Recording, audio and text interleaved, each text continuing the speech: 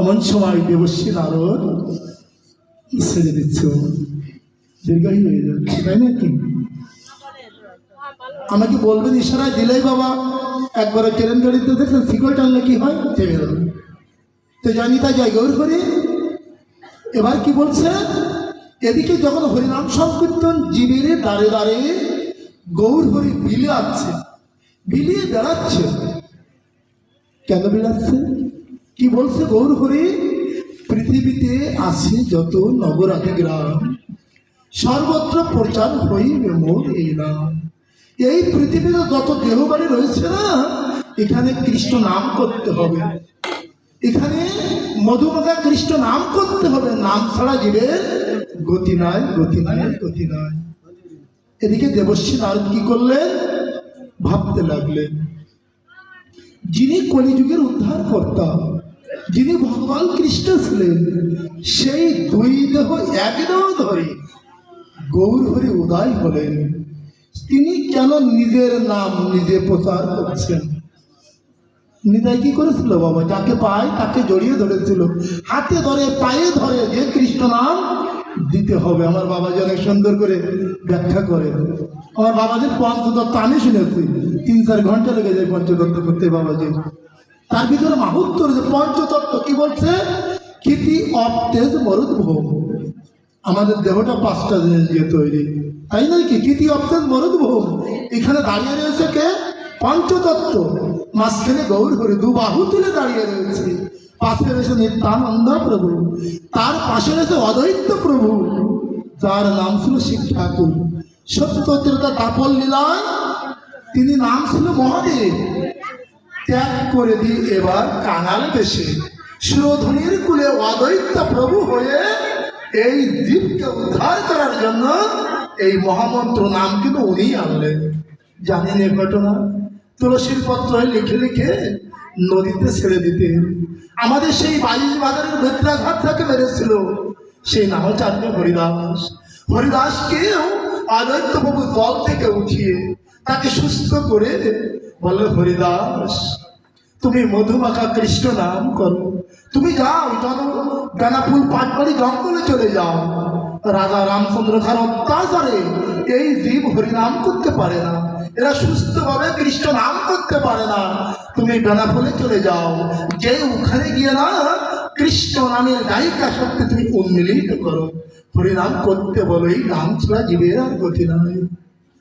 দেবশ্রী নারদ এই হরিনাম করলে কি হয়? এত টাকা খরচ করে দিলীপ বাবু যে হরিনাম সংকীর্তন করছে, শুধু দিলীপ বাবুই নয়, তাই জায়গায় হরি বল তপন বাবু, তাই না?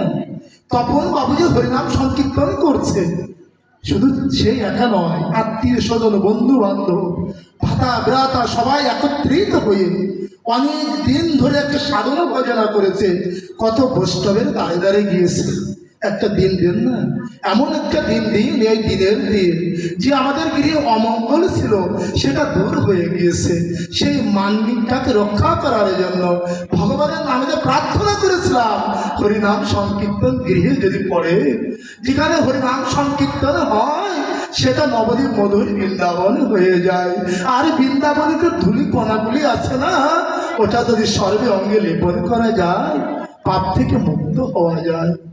বৈষ্ণবরা একটা দিন ধার্য করে দিয়েছে বাবা। কেন? এই দিনে যদি মঙ্গলের দিন হয়, এই দিনে যদি হরিনাম করে, এই দিনে যদি কৃষ্ণ নাম করে, এই গৃহের নয়, এই গ্রামের নয়, দেশ থেকে দেশান্তরে সবাই উদ্ধার হয়ে যেতে পারবে। এবার কি করলো দেবশ্রী নারদ? হরিনামের মাহাত্ম্য জানার জন্য সর্বপ্রথম তার পিতার নিকট গেলেন।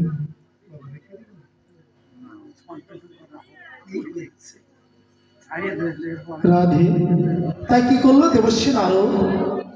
এই হরিনামের মাহাত্ম্য জানার জন্য ব্রহ্মার কাছে গেলেন। ব্রহ্মাকে প্রণাম করে বলছে, পিতাশ্রী হরিনাম করলে কি হয় আর হরিনাম না করলে কি হয়? ব্রহ্মা ধ্যান ভঙ্গ করে বলল, বাবা তুমি হরিনামের মাহাত্ম্য জানতে এসেছ, এমন সময় নাই তোমাকে হরিনামের মাহাত্ম্য বলবো। তবে তুমি একটি কাজ করো, তুমি তোমার গুরুদেবের কাছে যাও, শিব ঠাকুরের কাছে যাও, কৈলাস ধামে যাও। দেবর্ষী নারদ কৈলাসে গিয়েছে। কৈলাসে গিয়ে মহাদেবকে প্রণাম করে বলছে, গুরুজি, হরিনামের মাহাত্ম্য কি?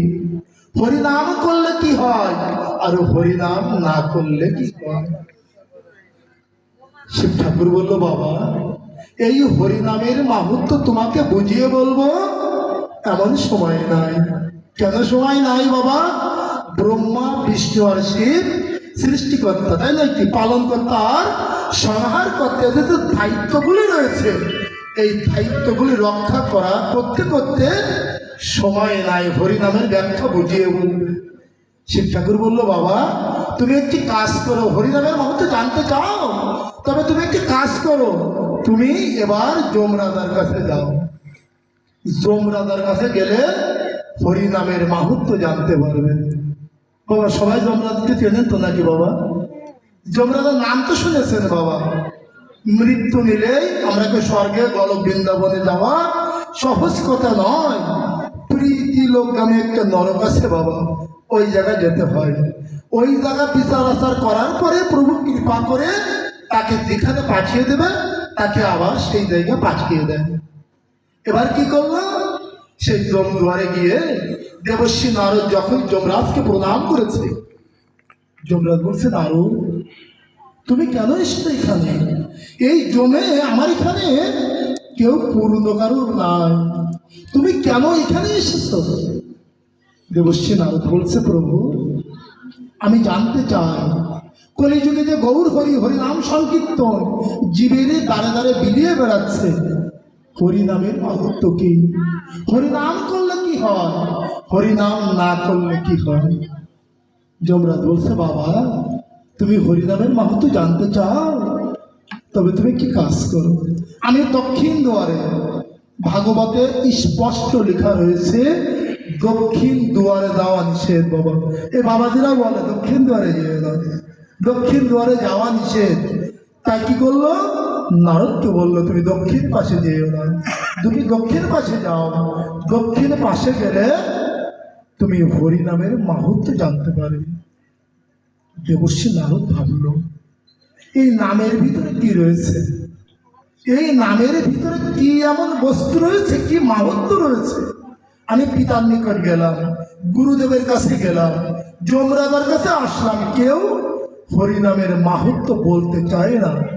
তা যাবো আমি দক্ষিণ দুয়ারে। দক্ষিণ দুয়ারে গিয়ে দেখে কি শাস্তি পাচ্ছে। যারা যারা এই কলিযুগে জন্মগ্রহণ করেছে, এই হাত দিয়ে কখনো দান ধান করি নাই, এই হাত দিয়ে সাধুগুরু চরণ ধৌত করি নাই। চরণ ধৌত করি বাবা, গুরুদেব বাড়িতে আসলে চরণ ধোয়ায়, চরণ যদি কোনো কাদা লেগে থাকে, ময়লা লেগে থাকে না, ওটা গ্রহণ করতে চাই না। কেন? ওই ময়লা রয়েছে। তাই এটা কি বলছে শাস্ত্রে জানো? সে পাপিষ্ঠ, সে অত্যাচারী, ব্যভিচারী, তার মুখ দেখাও যাবে না। যিনি সাধু গুরু বৈষ্ণবের চরণকে, তার ধৌত জলকে গুণ বিচার করে রাখে, তার মুখ দেখা যাবে না, যাবে না, যাবে না। তার মতো কুলাঙ্গার সন্তান এই পৃথিবীতে আর কেউ নাই। কেন? সাধু গুরুর চরণ ধৌত জল সর্বতীর্থের ফল, আমার মতো পাপী করি নাই সাধন। তাই এবারে কি করলো? দক্ষিণ দুয়ারে দাঁড়িয়ে দেখে সবাইকে নরকে সাজা দিচ্ছে। এই দেখে সেই গৌর হরির সেই মধুমাখা কৃষ্ণ নাম দেবর্ষী নারদের বদনে একবার বলেছে, হা কৃষ্ণ, হা কৃষ্ণ, জয় রাধা গোবিন্দ। এই কথা শোনা মাত্রই যারা যারা নরকে সাজা পাচ্ছিল, নরক থেকে উদ্ধার হয়ে এবার গলক বৃন্দাবনে চলেছে। আমি বোঝাতে চাচ্ছি বাবা একটুকুনে, যে যারা আমরা কৃষ্ণ নাম করি, হরি নাম করি, আমরা 5 মিনিট করি, 2 মিনিট করি, 1 মিনিট করি, কিন্তু হৃদয়ে যেন কোনো ময়লা না থাকে। আমরা দেখবেন আজকাল, বলবো কি বাবা, আমাদের এই আশ্রমের দিকে আছে, হাতে জপের থলে নিয়ে রাস্তা দিয়ে হেঁটে হরিনাম করছে। আচ্ছা, থলিটা কিসের বাবা? ওটা জপের থলে, তাই না? আর বাজার করতে, তারা প্যাকেটে বাজার করতে যায়। এখানে মুরব্বী মারা তো আছে, বাবারা আছে, ওটার নাম কি ছিল? বাজার করা থইলে ছেলে বলতো না যে বাবা ওই থলে কি আসে বাজার থেকে, আলু পটল অনেক কিছু আসে, আর এই থলেই কৃষ্ণ নাম হচ্ছে বাবা। আচ্ছা বলুন তো, জপ করছে, জপের থলে যে মালাটা দানাটা ধরে হরে কৃষ্ণ কৃষ্ণ কৃষ্ণ হরে হরে এই নামটা করছেন, এমন সময় আর একজনকে বলছে ভালো আছে বাবা, তো বাড়ির সবাই ভালো আছে, ও বাবা ওখান থেকে সাবান দাও তো দোকানে দিয়ে বলছে, হরে কৃষ্ণ প্রভু কেমন আছেন, থলে কিন্তু হাতে ধরা রয়েছে। বাবা কোটি কল্পকাল আমি বারবার সাবধান করি, যারা জপ করেন, যারা হরিনাম করেন, যারা থলেই জপ করেন, আমিও করি বাবা, 16 মালা জপ করি। কখন? প্রভাতে উঠে স্নান করে বিছনায় বসে অথবা প্রভুর সামনে বসে জপ রেখে বিশ্রাম করে এবারে হেঁটে বেড়ান, ওই দেখানো নাম করবেন না। বৈষ্ণব দাস কবিরাজ কলম ধরলেন, কলিতে হরির নাম যত লবে, নাচিতে খেলিতে হাসিতে নরকেতে যাবে, দেখানো নাম করবেন না। সাধুদের বৈষ্ণবদের বেশভূষণের দেখানোর জন্য নয়, তাদের অন্তর পরিষ্কার করার জন্য এমন নাম যারা করেন। আমাদের এলাকায় ছিল, আমাদের বাজারে আমার মতন চৈতন্য দেখেছেন, বাবা ছেড়ে দিচ্ছেন, এরকম চৈতন্য রয়েছে, আমার মতো পোশাক পরা রয়েছে, আবার উনি কালো তিলক ব্যবহার করেন, আমাদের এলাকায় রয়েছে। উনি গত বছর দেহ রেখেছেন, মুদিখানার দোকানদারি করেন, আরো অনেক কিছু দ্রব্য ক্রয় করেন। তাই উনার দিকে যারা চাকর রয়েছে তাদেরকে বলেন, শোন, যদি কেউ কিছু বিক্রি করতে আসে তাহলে তুই না 41 কেজিতে মেপে নিস, হ্যাঁ, আর যদি তুই বিক্রি করতে যাস 39 কেজিতে মেপে নিস। সংক্ষেপটা কি? যখন বিক্রি করতে যাবে জয় রাধে জয় রাধে, আর যখন কিনতে আসছে তো হরে কৃষ্ণ প্রভু হরে কৃষ্ণ হাসুন হাসুন, মানে উনি বিক্রি করতে 41 কেজিতে মেপে নেবে, আর যখন ইনি দেবে জয় রাধে জয় রাধে। সংকেত হচ্ছে দুটো, জয় রাধা বলে 39 কেজিতে মেপে দিবে, আর হরে কৃষ্ণ বলে 41 কেজিতে মেপে নেবে। আচ্ছা বলুন তো, সকাল 9টায় যদি দোকান খোলে আর রাত 11টায় যদি দোকান বন্ধ করে, কতবার জয় রাধার হরে কৃষ্ণ বলছে, উদ্ধার হবে বাবা? এত সহজ কথা নয় হরিনাম, এত সহজ কথা নয়, এত সাধন ভজনার কথা নয়। সাধন ভজনার জিনিস এটা বাবা, অল্প করুন অল্প করুন, আমি বলি তো অল্প করুন, সারাদিন ধরে হরিনাম, ওই রকম হরিনাম না করে আপনি 1 মিনিট করুন, হৃদয়টা যেন পরিষ্কার থাকে, আমার বাঞ্ছা যেন পূর্ণ হয়, আমার হৃদয়ের ভিতরে যেন কোনো লোভ লালসা না থাকে। তো জয় নিতা জয় গৌরী হরি বল। আপনারা ধন্য ধন্য। আমি প্রায়ই বলি যে আগের জন্মে সুকৃতি না থাকলে এত রাত এখানে বসে থাকতে পারতেন না, ঘুমকে পরিত্যাগ করে এই হরিনাম ভাগবত কথা শোনার জন্য এখানে বসে থাকতে পারতেন না। আপনারা ধন্য ধন্য, যারা যারা এখানে এসেছে, আপনাদের আগের জন্মে সুকৃতি রয়েছে। আজ যারা আসতে পারেন না, অসুস্থ, তারা এই সাউন্ড, এখন তো সাউন্ডের যুগ, সাউন্ডের আলোচনা কীর্তন আদি শ্রবণ করছেন, যদি এক মনে শ্রবণ করে তারাও ধন্য ধন্য ধন্য করে যুগ। তো সর্বদা ভালো থাকুন। আমার আলোচনায় অনেক ত্রুটি বিচ্ছুতি রয়েছে বাবা, অনেক ভুল ত্রুটি রয়েছে, আপনারা মাতৃজ্ঞানে, আমাদের সন্তান জ্ঞানে মা হয়ে ক্ষমা করবেন। যারা যারা বাবারা রয়েছেন তারা সন্তান জ্ঞানে অবশ্যই ক্ষমা করবেন। আর আপনাদের রাতুল চরণে একটা নিবেদন জানায় যায়, যদি এত কথা বলার মধ্যে একটি কথাও ভালো লেগে থাকে সেটাকেই গ্রহণ করবেন, আর বাকি যেগুলি কথা ওগুলি ফেরত দিয়ে দেবেন। তো রাখি, জানিতা জয় গৌরী বল। আমার আলোচনা এখানে বিশ্রাম রাখি। আপনাদের বারবার বলি, গলায় তুলসীর মালা দিন, গলায় তুলসীর মালা দিন, মালা ছাড়া জীবের কোনো গতি নাই। দীক্ষা গ্রহণ করুন, দীক্ষা গ্রহণ করুন, গলায় তুলসীর মালা দিন। মৃত্যুকালেও যদি তুলসীর মালা কণ্ঠে থাকে, যমরাজাও এসে ছুটে পারে না। গলায় যদি তুলসীর মালা থাকে, আমি স্নান করার পরে, সকালবেলায় স্নান করার পরে দেহটা পবিত্র হয়ে যায়। গলায় যদি তুলসীর মালা থাকে, শ্মশান দিয়ে যাবেন, সমনের ভয় থাকবে না।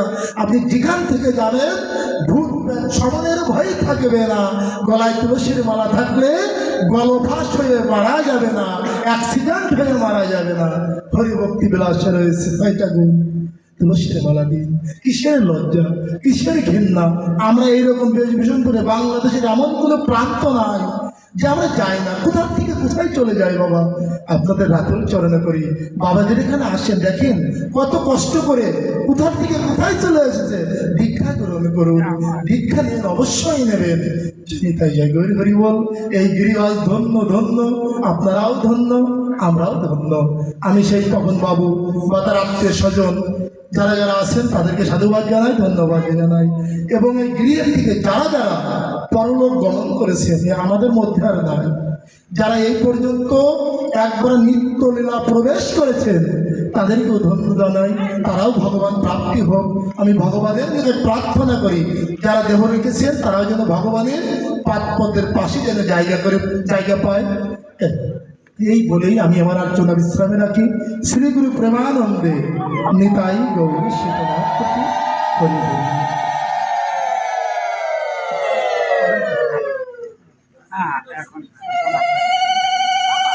আচ্ছা বাবা, এখানে প্রসাদের ব্যবস্থা হয়তো করা হয়েছে।